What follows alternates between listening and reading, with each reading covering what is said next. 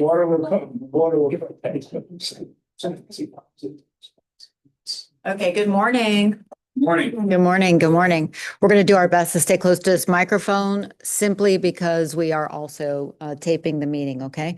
So I am Michelle Heiser. I am your town manager here in the town of Ocean Ridge, and I'm pleased to welcome Andy Stott. He is our coastal manager in Palm Beach County, and he's basically the head guru on this project. So we're really happy that he offered to come and do this presentation for the residents of Ocean Ridge. Am I okay on volume with? Okay. All right. So making sure Kelly's here. And so my goal is to enable the presentation to go about 15 minutes, at max if we can, and then allow Andy to be able to participate in question and answer with you, ask anything. Okay. All right. With that, I'll just bring Andy right up. So thank you all for coming out. And if you haven't signed in, there's a sign-in sheet. Thank you, Andy. Thank you so much. I really appreciate the opportunity to come and engage with you all. That's one of our most important functions, is not just to facilitate these projects, but to actually explain why we're doing them, kind of the genesis of the projects, and what it's going to look like out there as we're getting to construction. Can we go back just one slide? Okay. Oh, you're fine.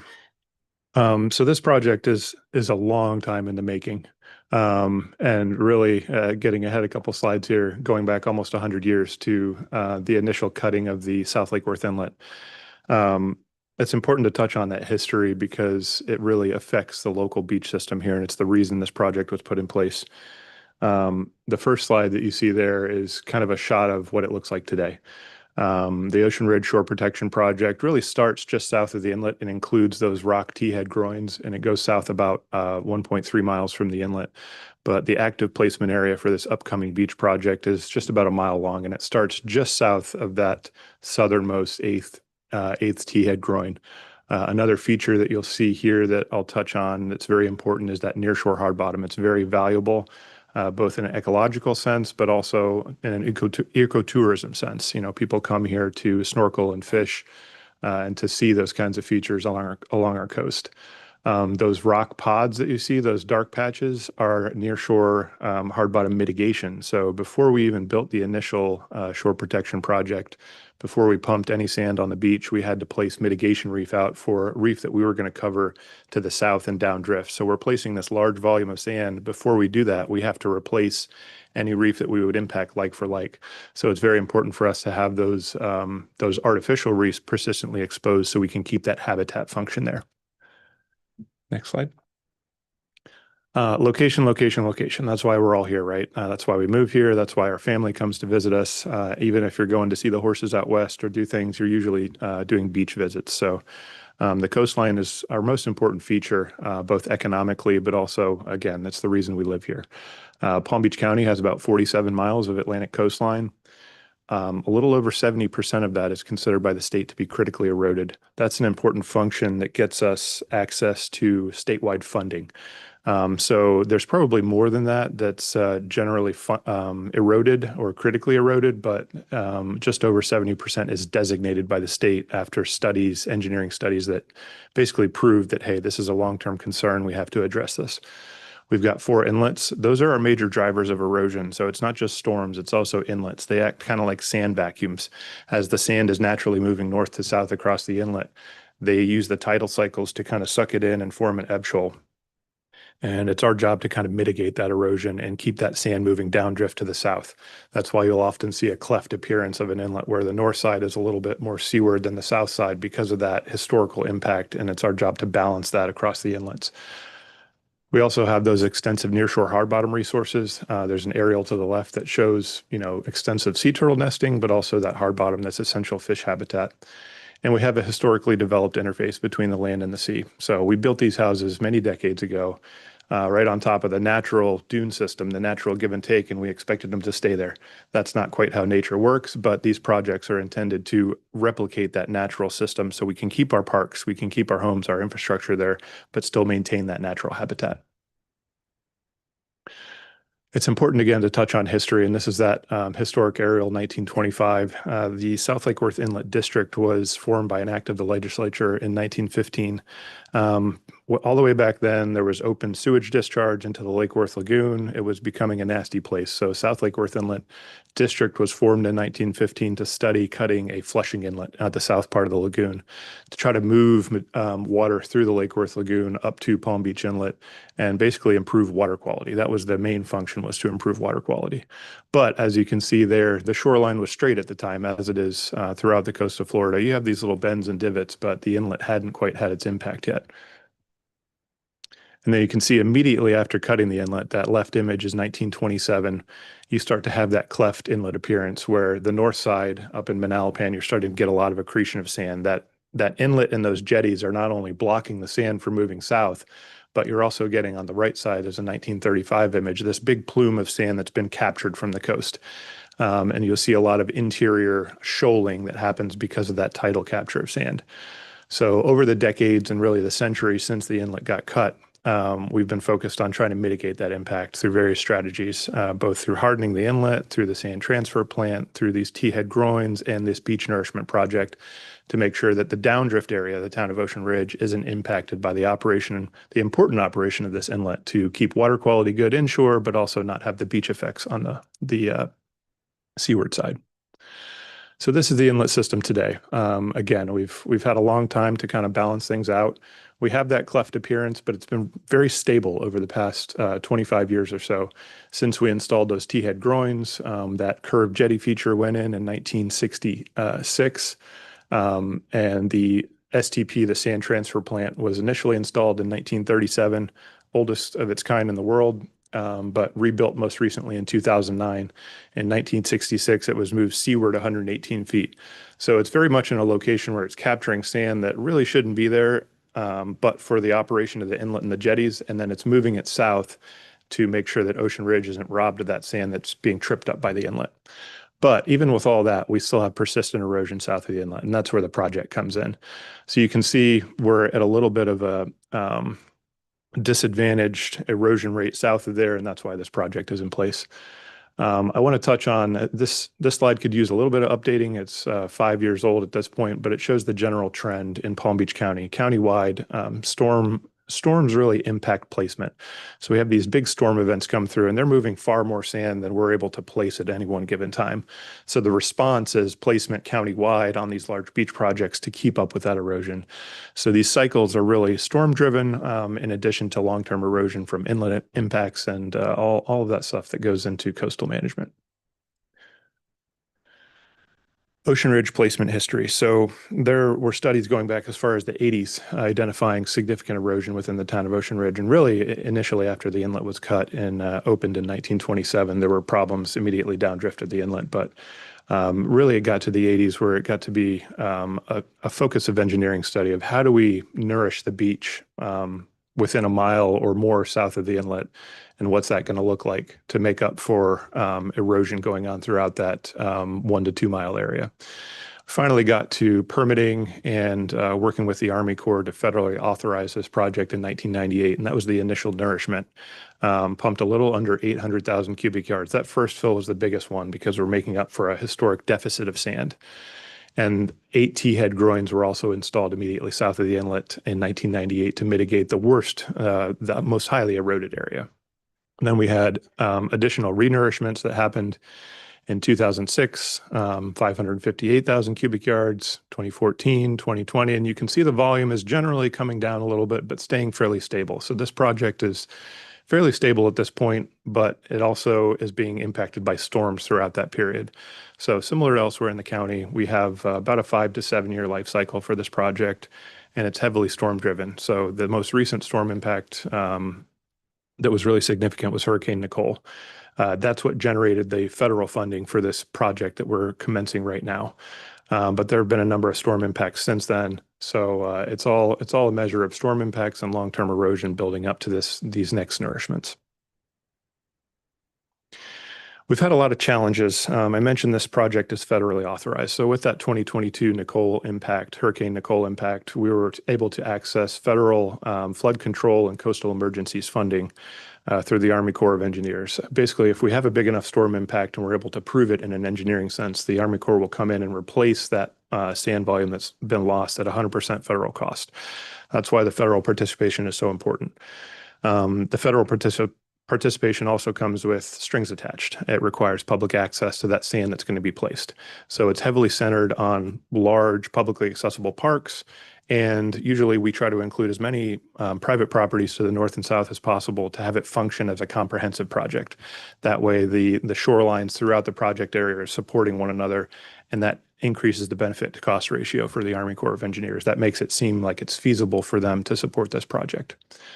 One of the big challenges we had with this most recent project cycle was the Army Corps' reinterpretation of existing easement rules or easement requirements. So we signed all of our, we acquired all of our easements in 1998 for the most part throughout the project area. They've been all good up until this last cycle. The Army Corps informed us that there were a number of easements that had issues that wouldn't allow us to move the project forward.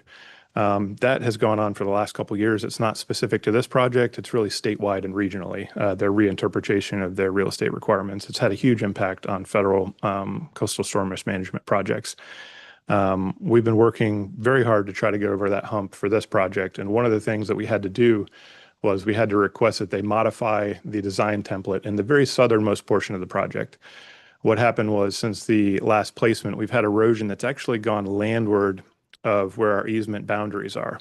And we're not able to go out and get easements at the drop of a hat throughout that area. And the Corps is requiring us to have 100% of the lands to build this project.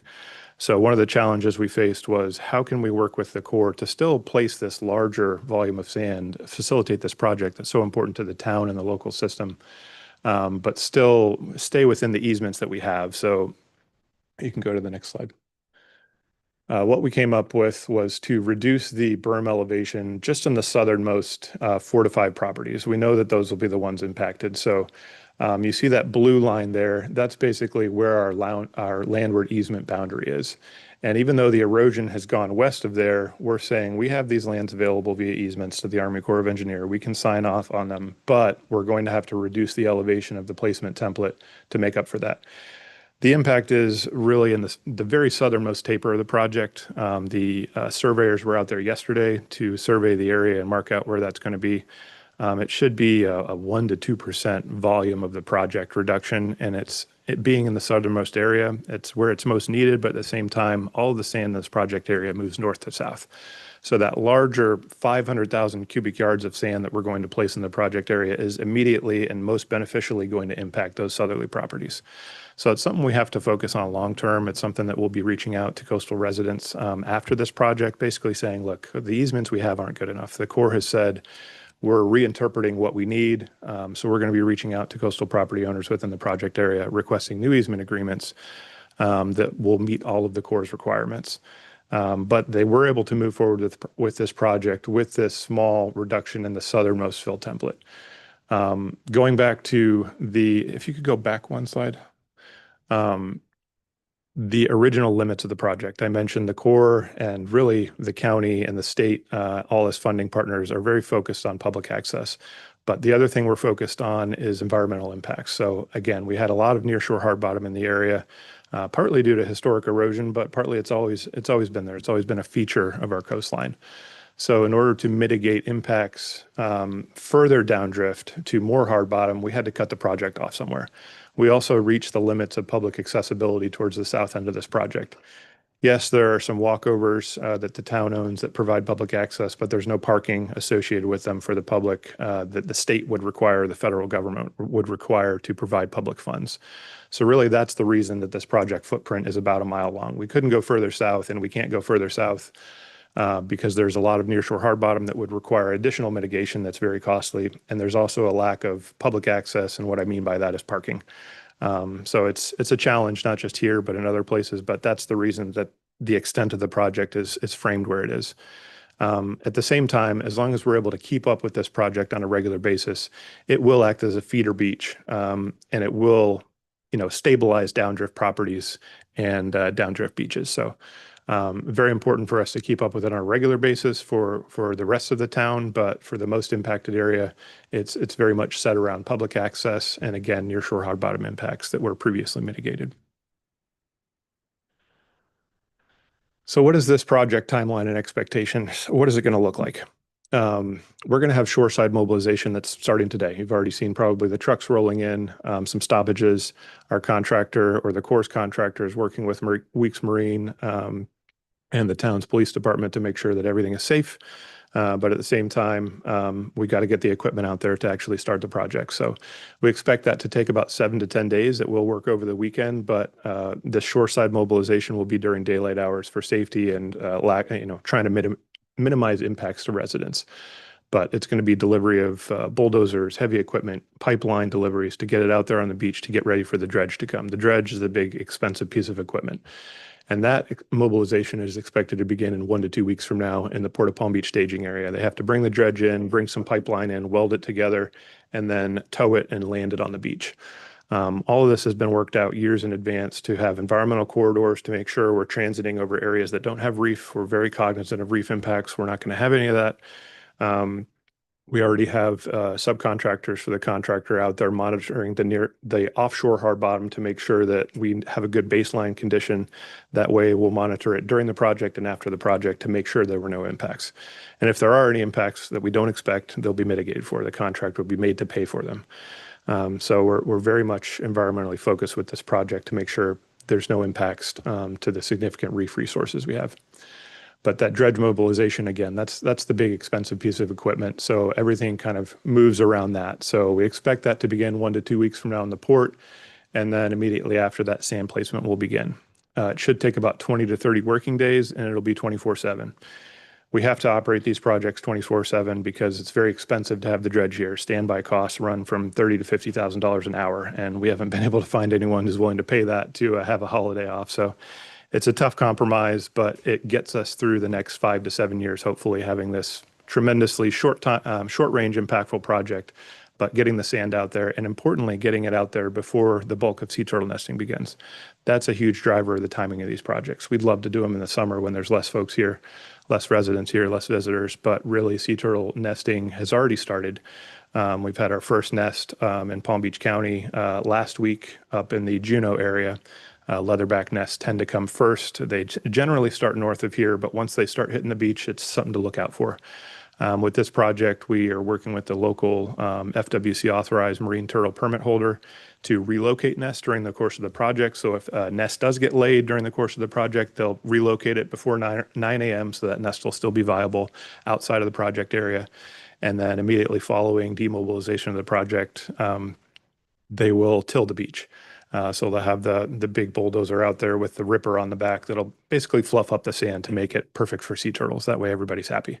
But that's a big driver of these projects. It's not just for public and resident accessibility. It's for that environmental habitat that has been historically degraded by our development, our operation inlets. We're trying to replicate that natural system with this project, and sand sourcing and all those sorts of things go a long ways to make sure that we're getting as close to nature as possible while still providing storm protection and maximizing our cost effectiveness. Then demobilization will follow that pumping of 20 to 30 days, and that'll take another 7 to 10 days, just like this period we're going through now.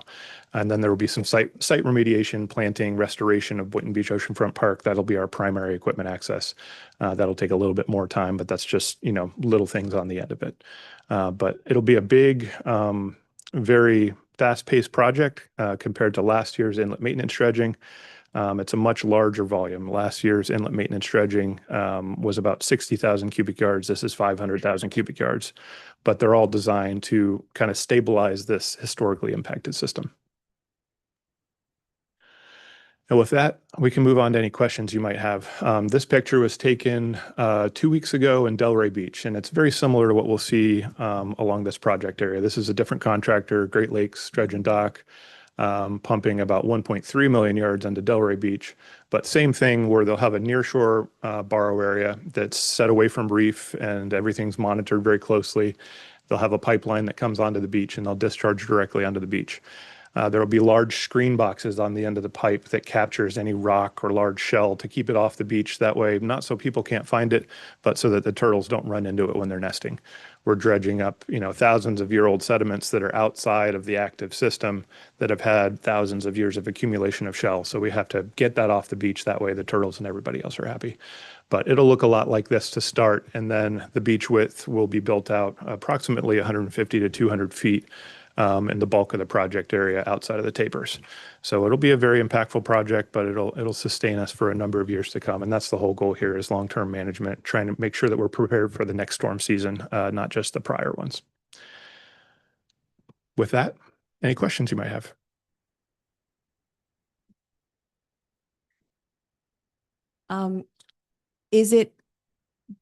Where is it going to start and end? Is it going to start in the north and end to the south, We'll or? go back 3 slides.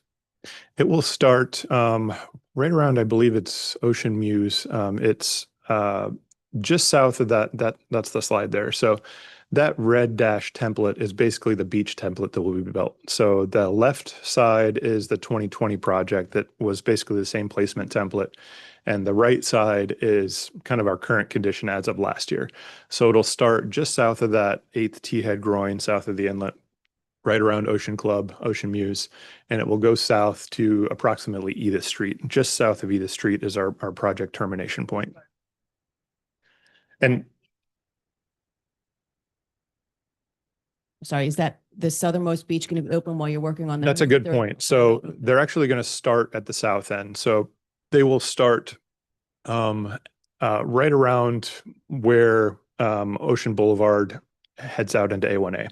So that's where they're going to land the subline from the dredge. So that's where they'll start placing sand. They'll start placing in the south end, which is also good because it'll hit the most impacted area first, and then they'll work north from there. There'll be a rolling closure of the beach of about 1,000 feet. They'll have orange safety fence out, and that's really just for safety purposes. But any public walkovers or condominium walkovers or private walkovers, there will be a corridor on the upper side of the beach, and there will be sand ramps over the pipeline so that you'll still be able to walk around the active placement area and get to the beach. But they'll try to abbreviate it below 1,000 feet, but it's generally going to be 1,000 feet moving up the beach that'll be closed for safety purposes. That way nobody gets run over by heavy equipment, purely for safety reasons. This may not have any impact whatsoever, but does this affect the FEMA elevation at all for any reason? That's probably more on the landward side of this project. So this project does heavily benefit storm protection, but the FEMA elevations are generally looking at the back bay and the general backside of the island areas. So as far as flood mapping goes, it's not going to change that this is all an evacuation area and it's all the high risk zone.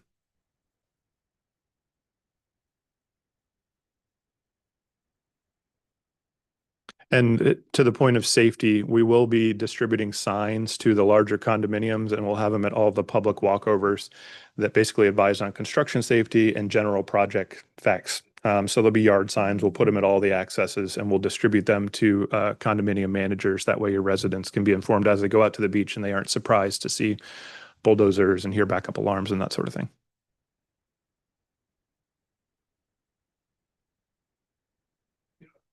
Have you ever, people that, don't have any experience with it like all of us, would be able to see what this thing is gonna be rather than simply, look at, pretty pictures, which is nice, but, it doesn't do the job that a model would do. So I would say there's 2 approaches to that. One, there was a lot of modeling that went into the initial project to say this is what's going to work for the long term. But in terms of a kind of a descriptive model for public outreach, we don't have one of those. But we do have a small little UAV, a little drone that we're going to send up during the course of this project to document progress of construction, and then we'll be able to put those photos together for the future. It's something we haven't been able to do in the past. But it's something that we're very much focused on for the future, but we don't have that.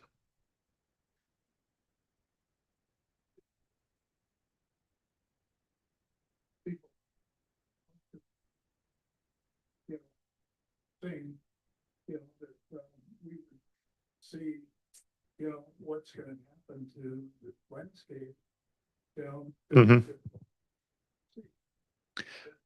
I think we certainly can put together some exhibits that describe it in a photographic sense. And that's, you know, that would match both what's been done in history and what we're going to do now. But in terms of like a physical 3D model, I have not seen that done for these kinds of projects. That's interesting though. It's something we can definitely look into.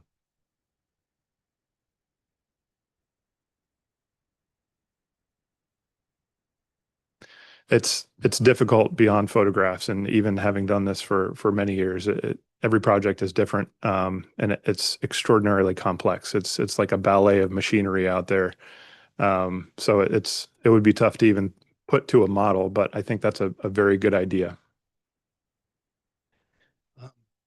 I'm been coming here long to remember when there were jetties on the beach over across from Ocean Walk and going down to Briny, which at some point somebody must have taken out. Because we had to surf between them. What about the jetties that are south of your project that is there? Has there been any thought of ever taking out those jetties? Because they obviously change the flow of sand and nature. They do, and it's a very controversial topic. I will say that. There's a lot of efforts going on within the town of Palm Beach right now to restore and rehabilitate century-old plus jetties, and that's what a lot of these are. They're really derelict, older jetties that still have some function, but they've lost some of their functionality. But almost all of them are privately owned, and I'm not aware of any being town-owned or town permitted. Actually, most of them don't really have permits that are identifiable. And that's one of the challenges too, is the private properties that have them would like them to stay, but there's been no discussion of any downdrift impacts for them because they were permitted or placed in a time before that was really a big concern. So it's not something that I don't think the county intends to touch south of here. I'm not sure if the town has engaged on that at all, but there are efforts elsewhere, the town of Palm Beach, other places to rehabilitate some of them. They do stabilize to a certain extent, but they also have a defined impact downdrift. So the example of immediately south of South Lake Worth Inlet with those T-head groins, that's an example where it works because it's a confined closed system that's inshore of the ebb shoal that's a little bit protected from waves. But once you get into the broader coastline, it's a difficult permitting situation and a thorny, I would say, legal situation. My question relates to the area that you're talking about, the south end of your project. Recently, as you know, the people from Corinne North had to tie the seawalls together. There always was a seawall right at Corinne going up to, I think it went up to Edith, but then you allowed it to be extended. So during the recent storms, all those walks and access to the beach got blown away because the water went right up to the wall. So will this project add any additional sand ultimately when the movement occurs in a few years, couple of years? Because that was really a bad, you could see the water going up the wall. Yeah, and I've been saying this too many times lately, as special as this place is, it's not special, and that this has been happening throughout Palm Beach County's coast in areas where we have that historic development. And I've actually found myself in the unusual situation of recommending to private property owners, hey, we can't help you. You probably need to look at a seawall. Otherwise, your pool and your house are going to be in the beach, and that's not good for us or turtles either. But seawalls are tremendously impactful. We've just had a tremendously rough couple of winters that's driven a lot of rehabilitation or extension of seawalls. But that is to say that being downdrift of the project area, that'll be the most affected area within the next year to 2 years. We saw that after the 2020 project. We saw that after the 2014 project. That sand will immediately and fairly quickly, within weeks to months, start to fill in the lower elevations. There will be a beach there. And then over the coming years, it'll naturally build up, an upper beach. And then, 5 to 7 years from now, or storm impacts later, we'll start to see that erode again. So it's definitely a cycle, but we will see that area fill in with sand. And again, that's very important for us to keep up with this project as kind of a feeder beach. It's just a touchy subject too, because you can't do too much feeding. Otherwise, you get into downdrift impacts to reef. So Yes, they will be benefited, but the placement does have to terminate at Edith because of those prior reef considerations and public access. Yes. Yes. So there should be beach in the coming year, definitely, I would say. And honestly, the more wave impacts that hit the project after it's built, the more the sand moves. So it should be hopefully rapidly equilibrating to the south.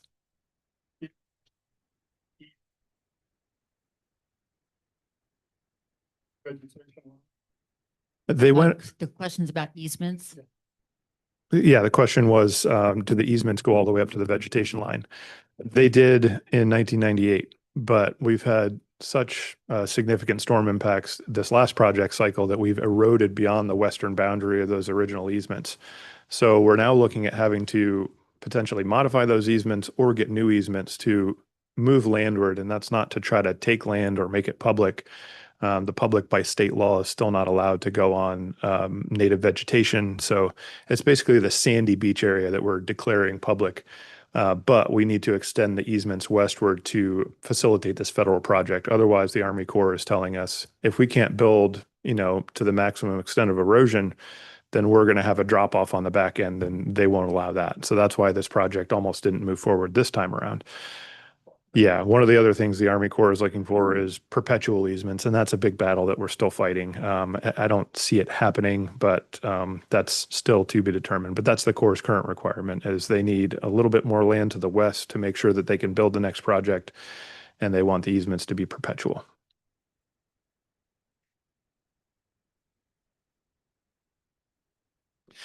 That was the initial project. Yes, they left a big swimming pool, and that's not going to happen again because the turtle people, and I agree, it's just not going to be good from a impact standpoint. But they did leave a big hole in the beach that first time around for the one property, and then it filled in within a year just by natural processes. Speaking to your point about the south end, it will equilibrate fairly quickly. Quick question, kind of unrelated. The pods up just south of the inlet, those were placed for mitigation? Yes, those were When I- placed prior to the first project, and then I believe we placed additional reef because we identified additional downdrift impacts right around the 2010 timeframe.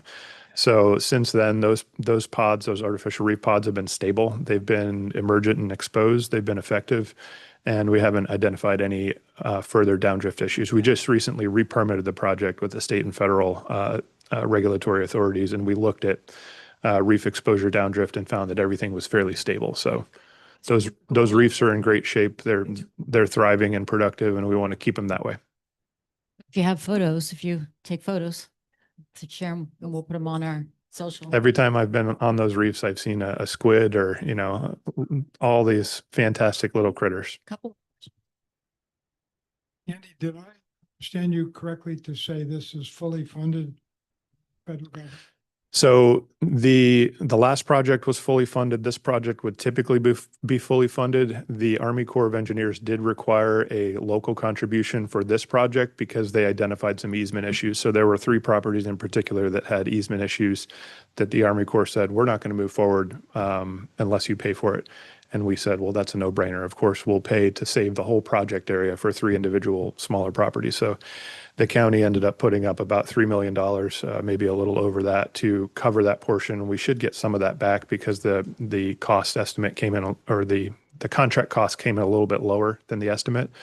But the county did use some of our beach funds to facilitate that. An important note there, and we've run into this a lot throughout the county with all this erosion we've had in recent years.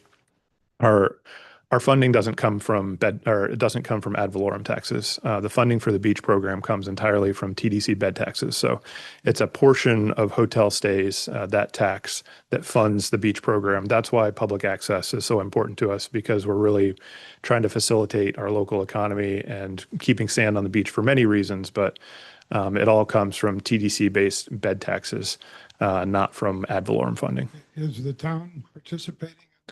The town participates as a partner in that they help us facilitate the project, but they're not a cost share partner beyond that facilitation.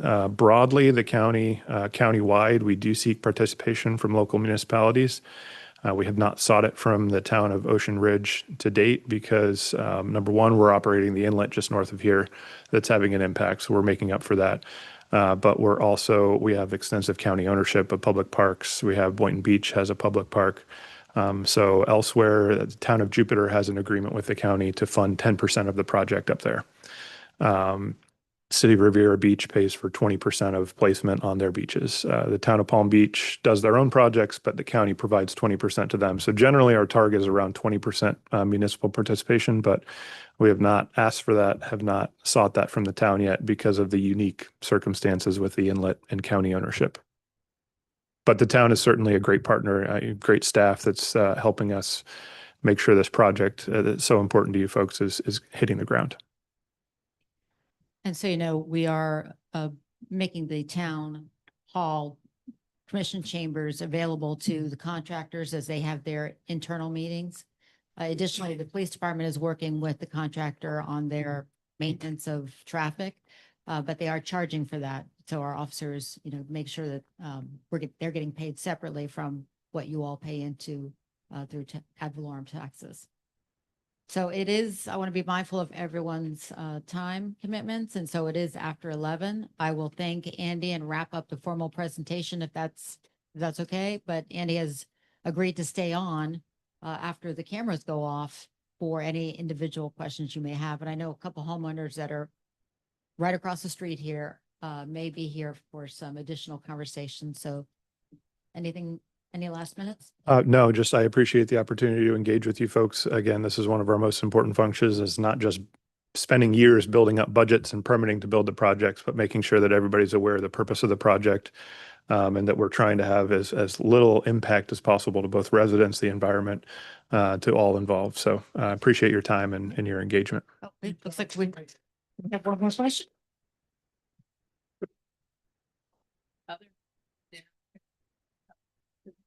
Like condominium associations Here's or where- civic associations. I or the project manager would be happy to talk to you about that. We And do we're gonna that have regularly. this, taped and available, so you can share it and watch it at your convenience. It'll be on demand. Thank you. Okay. Oh, good. Thank you for coming. Um, The chief is here if you have any questions. 20 plus Thank you, years, Kelly. but beaches, 15 years. We knew some people over there. Yep, Paul Davis. I just saw